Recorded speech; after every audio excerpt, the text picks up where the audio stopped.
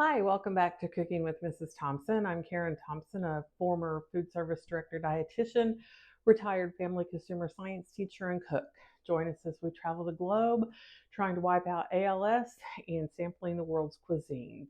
Today we're heading to France for a tomato galette. Galette literally is a free-form kind of pastry, and we're going to use fresh garden-ripe tomatoes in it. So let's get started. The pastry is basically pie crust, only we're going to make a real buttery version, and we're going to use the food processor to do it. So in my food processor, I have one and a half cups of flour, and I'm going to add a half a teaspoon of salt. Just going to give this a quick pulse to mix it up. Next, I'm going to add 10 tablespoons of butter that's very, very well chilled. I'm just going to and cut into cubes. These are, I don't know, somewhere between a quarter and a half an inch big. I'm just going to give this about 10 pulses. All right, it's all pulsed in. The butter is very well incorporated into the flour.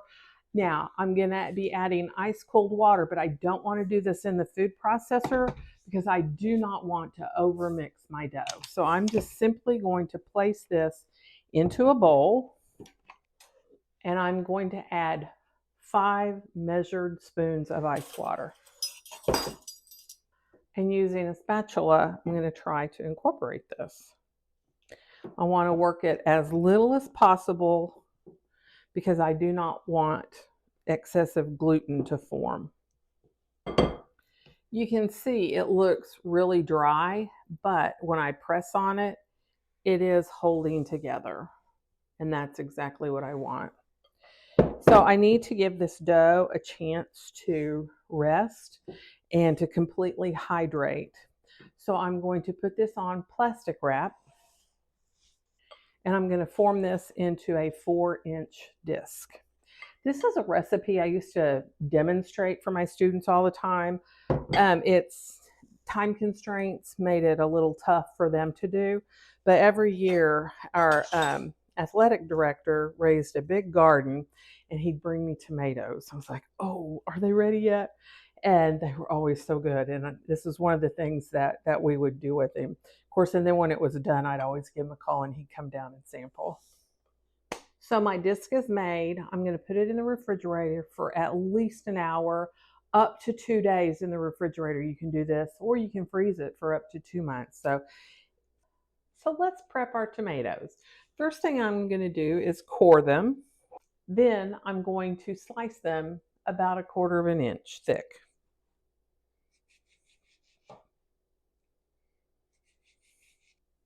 Height of summer garden ripe tomatoes are full of moisture, which we want to get rid of some of it. So I am going to put these in a colander, and I'm going to salt these. I've got a teaspoon of salt, so I'm just going to kind of salt it in layers.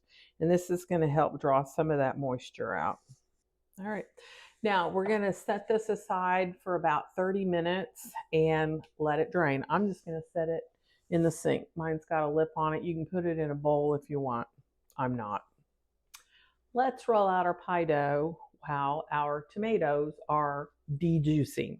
So I did pull this out and let it sit for about 10 minutes to warm up ever so slightly. I have my grandmother's old rolling cloth that I've lightly dusted with flour. I've dusted my rolling pin, and I'm just going to roll my dough out. Roughly 12 inches.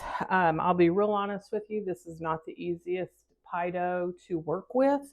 Totally understand if you get the kind already packaged, but because of all the butter in here, it is going to taste so much better than the package. So if you can live with a little bit craggly edges and a not perfect pie crust, this is a good one. If you can't, use the pre-made. So I'm going to roll this on to my rolling pin, and we're going to transfer it to a cookie sheet that I have lined with parchment paper.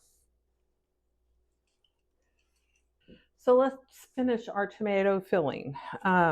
We've gotten a good bit of liquid out of the tomatoes, along with 1 shallot that I've sliced as thinly as I possibly could into rings,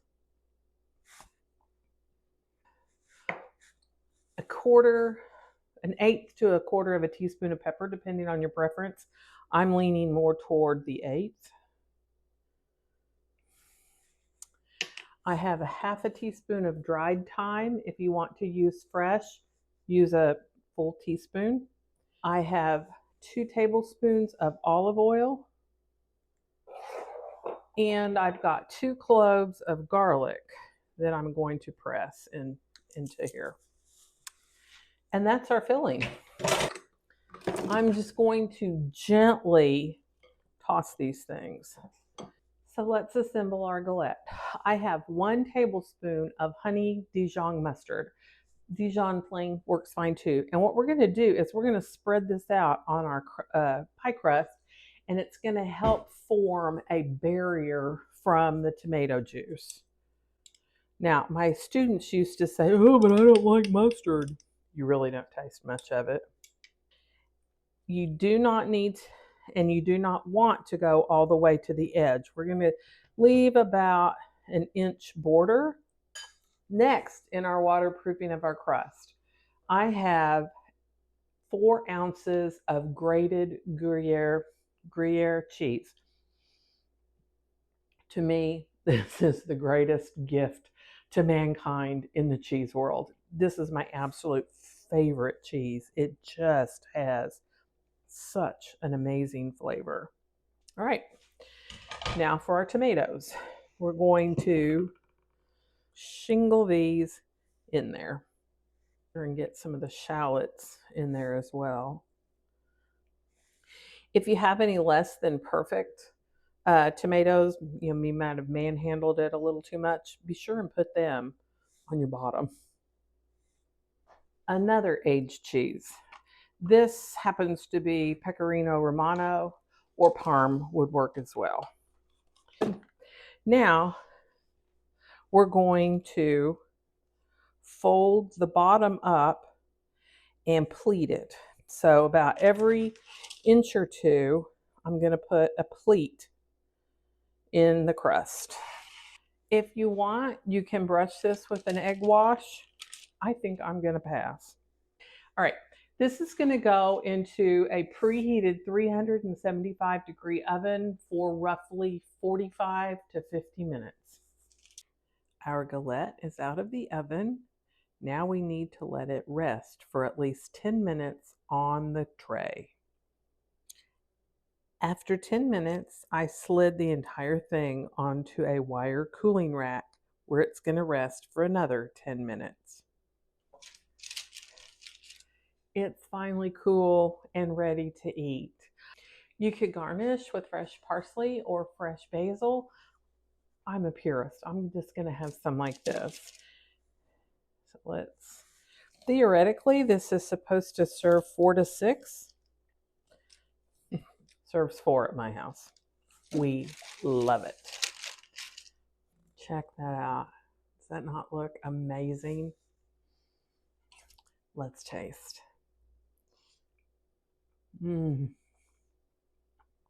This is so, so good. The crust is a little finicky, but it is so buttery and so worth it. It is really, really good. The tomato flavor just comes shining through. Y'all really need to give this a try.